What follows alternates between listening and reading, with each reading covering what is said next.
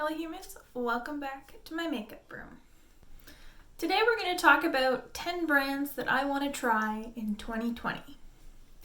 I've seen a lot of these videos going around lately, people reacting to brands they said they wanted to try in 2019 and reacting if they tried them, if they didn't, that kind of a thing. And I just thought I would throw in my little 2 cents and talk about some of the brands that I'm interested in trying this year. Whether or not I get around to it, we shall see. But some of these brands I've heard a lot about. Some of these brands I have really enjoyed their releases, but there was just a little something off that made me not buy it, so I'm keeping my eyes open for future releases and seeing if there's something they release that will be just perfect. And some things I have been meaning to try for a long time, but I've been kind of talking myself out of it because I don't want to spend the money. Now that I have a makeup budget, I'm going to try and prioritize, really be intentional with my makeup purchases. And if I end up buying some of these brands, that's awesome. And if I don't end up buying some of these brands, that's okay, maybe next year. So let's just get right into it. Enough rambling. So I have a list of 10. The first brand I have on my list, these aren't in any particular order. First brand I have on my list is Sydney Grace. I have heard so many good things about the single shadows from Sydney Grace, and I have been eyeing the No Joke bundle, which was kind of a dupe response to the whole Tarte Icy Betch debacle, and I have been wanting that bundle for so long, and I kept talking myself out of it, not wanting to spend the money on it. I really almost bought it at their Christmas in July sale. Is that what it was called? They had a big sale in July. I really almost bought it, and I kind of regret not buying it because I still want to try it. This year, I really do think I want to spend some of my budget on trying Sydney Grace shadows. I've heard they're excellent quality, and I would love to add them to my singles collection. Second on the list is Marc Jacobs. Now, if you have seen my best in 2019 video, you know that I already have the, are these the highliners? Yeah, highliners. I have 2 of these colored eyeliners, and they are excellent. So technically Marc Jacobs is a brand I want to try more from, but they're still on the list. I have very specific items I want to try. There's a lip gloss stick I want to try, the Mocha Chocolata, the Omega bronzer, and a blush. There's a few things on my list that I definitely want to give a shot. I know they're pricey, but I think that it's definitely something I want to try because I've heard so many good things about the brand. And Exhibit A, these are excellent. So I'm definitely interested in seeing what else Marc Jacobs has to offer. I think that was my only brand that I've actually tried a product from. I think. Number 3 on my list, I have Pat McGrath on my list. Now, I really don't think I'll ever be able to pull the trigger on a Pat McGrath product unless it's crazy on sale, or if it just looks like the most beautiful thing I've ever seen, or if it looks like something I've been looking for to add to my makeup collection. I really don't know that I'll buy anything, but I'm just so curious to see what all the hype is about. I've heard many things about the special shades from Pat McGrath and how to dupe out the special shades, and I'm wearing actually a potential dupe that people say is comparable to the Pat McGrath effect of the special shade. This is a JD Glow. Oh, my lash just popped off. Nobody look at that eye. This is a JD Glow Galaxy Shadow in the shade Good God, and it is stunning. So I really don't want to shell out the cash to buy anything from Pat McGrath, but if something came up, I am curious to see what all the hype is about. So it's an option. I've been keeping my eyes open for Pat McGrath. I'm not actively searching for something to buy from her, but if something came around, it's something I'm interested in seeing. Number 4 on my list is Luxe Beauty.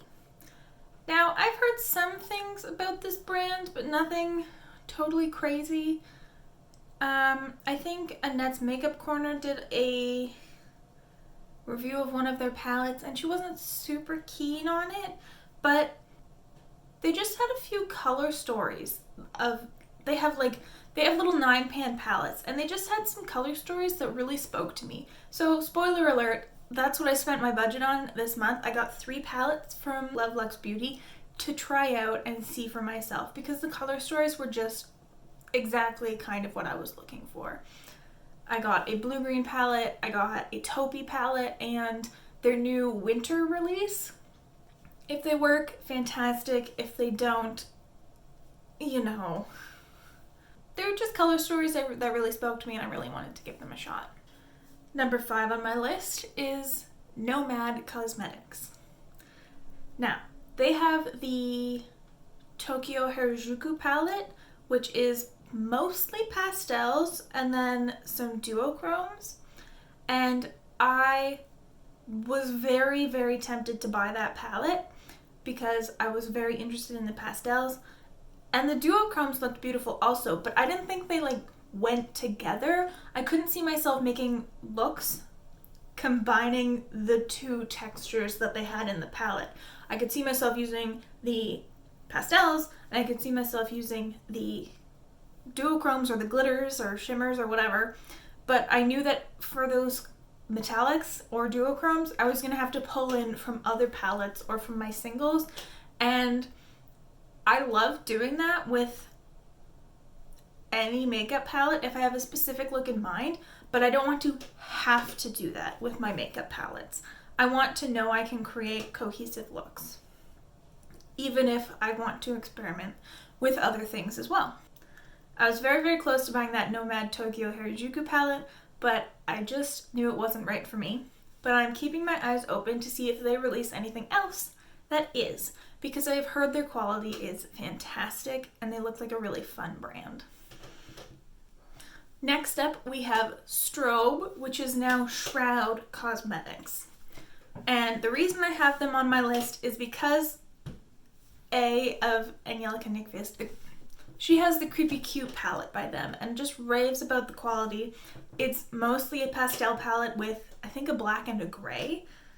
I've heard many people rave about the quality of that palette, and I think if Shroud came out with another palette that was very up my alley, I would pick up the Creepy Cute palette at the same time, but the Creepy Cute palette isn't perfect enough for me to make an individual order just for that palette, if you know what I mean. So I'm definitely keeping an eye on them to see what they release next and if it's going to be something up my alley. I know they just released recently a new palette, so they probably won't have something coming out for quite a while because they're an indie brand, but hopefully something soon will pique my interest. Number 7 on the list is Glossier. Now, Glossier was super big a few years ago, and they still have some momentum, but it's not quite as intense as when they first kind of launched and everyone was getting very into the brand. But there are a few things I definitely want to try that have really been standout products from them. Their cloud paints, the Bomb.com, the Boy Brow, and even the Brow Flick. They have one of those felt tip brow markers. And I've heard their pencil liners are really, really good. I think Teresa is Dead has raved about those. I mean, not that I need any pencil liners, but that's still something I really like to try. It's something different than an eyeshadow palette, because I do enjoy trying out face products as well. It doesn't always have to be an eyeshadow palette, even though the majority of the products, the majority of the brands I'm talking about, my main interest is the eyeshadows, but Glossier, I'm intrigued to see what the holy grail kind of products from that brand are like. Number 8 on the list is A Touch of Glam. I have heard many good things about this brand. They have single shadows and they're all or mostly shimmers, metallics, multi-chromes, duochromes, just beautiful, beautiful singles that I would love to add to my palette of beautiful things. These are all my duochromes and multi-chromes that I have. I just love pulling for this palette, and I love adding new shadows to it. So I am definitely interested in the Touch of Glam formula, even though they're kind of expensive, but if there's a sale, then I could be persuaded. Number 9 on the list is Midas Cosmetics. They've been on my radar for quite some time. I've heard very good things about the formulas, but none of the palettes have been exactly what I've been looking for. I'm kind of interested in the Lemonade palette, but again, not something that drew me in enough to buy it by itself. But if they come out with another release, I might just add that to the cart. And I am thinking that I might be picking something up from them soon, because Smoky Glow is coming out with a collab with Midas, because she has been a huge fan of the brand, and good for her. I'm super excited to see what she releases with them. Well, what she collaborates with them on, and I really, really want to support her, so I really hope it's something that I like.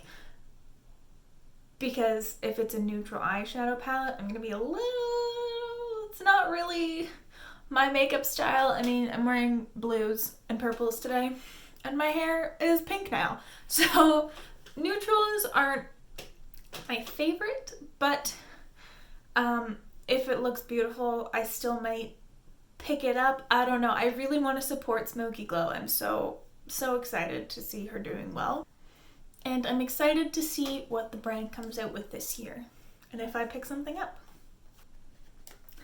Last on the docket, number 10, is Give Me Glow. Now, I have realized this is also a cheating category, but that's because I do have products from Give Me Glow, but I have not used them yet. I have 2 highlighters from Give Me Glow. I have heard many rave reviews about the highlighters, specifically from Lacey of Spooky Lips and Fat Hips. She has raved about these, and to be fair, looks beautiful. This is Porcelain Peach.